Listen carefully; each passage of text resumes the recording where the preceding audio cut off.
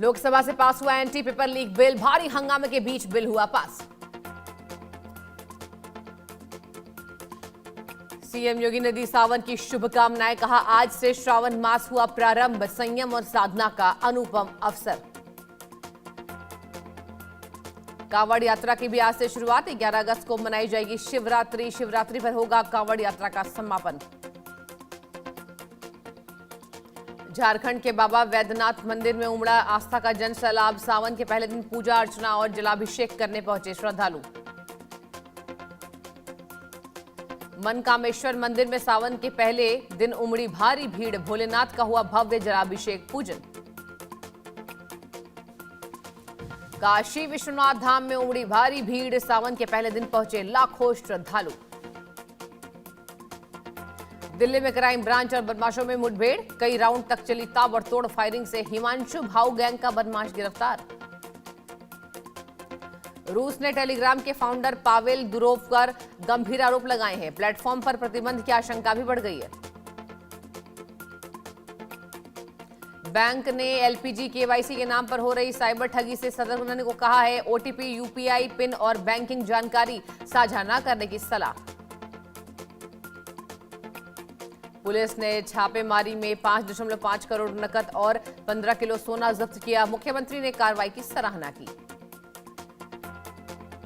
भारत ने Rafale deal में technology transfer और अपनी मिसाइलों के इंटीग्रेशन की शर्त रखी है, फ्रांस के साथ इस पर बातचीत जारी है। एफआईआर के विरोध में छात्र जंतर मंतर पर जुटे, केंद्र सरकार के खिलाफ नारेबाजी की गई।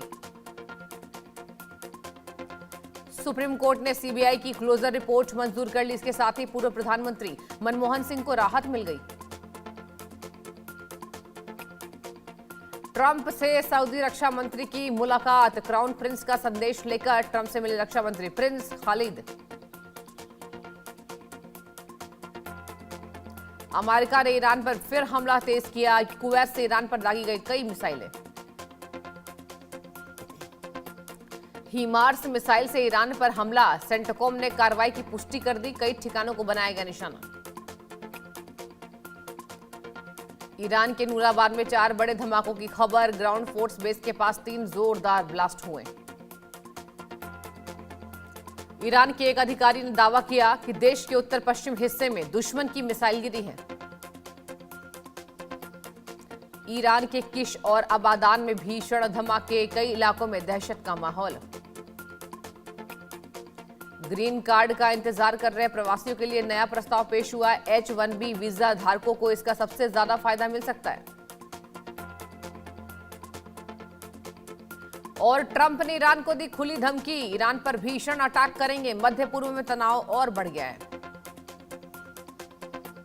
ट्रंप की ईरान को सीधी चेतावनी, ईरान जानता है क्या होने वाला है, तनाव के बीच बढ़ी वैश्विक चिंता। जॉर्डन ने ईरान की 5 मिसाइलें रोकने का दावा किया, वहीं ईरान ने हॉर्मुज पर अपना नियंत्रण होने की बात कही। ईरान ने चीन से एयर डिफेंस मिसाइलों की डील की है, हालांकि चीन और पाकिस्तान ने इन दावों को खारिज कर दिया। ईरान इजराइल तनाव बढ़ने से तेल की कीमतें बढ़ी, फेड के फैसले से पहले बाजार में सतर्कता दिखी। नेतन्याहू ने कहा ट्रंप के साथ उनके रिश्तों में कोई दरार नहीं है, दोनों देशों का गठबंधन ग्रेनाइट की दीवार जैसा मजबूत है। ईरान के आईआरजीसी ने हॉर्मुज में 3 तेल टैंकर रोकने का दावा किया, कहा जहाज असुरक्षित और अवैध मार्ग से गुजर रहे थे।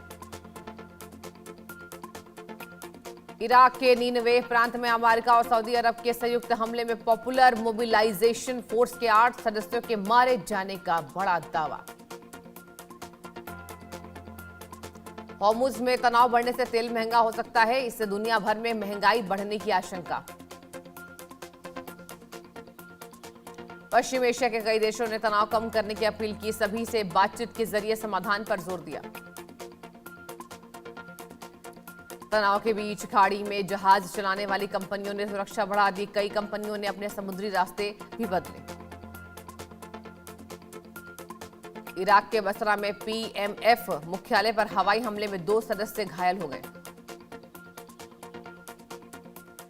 अमेरिका ने कहा हॉर्मुज में सुरक्षित समुद्री आवाजाही उसकी सबसे बड़ी प्राथमिकता है।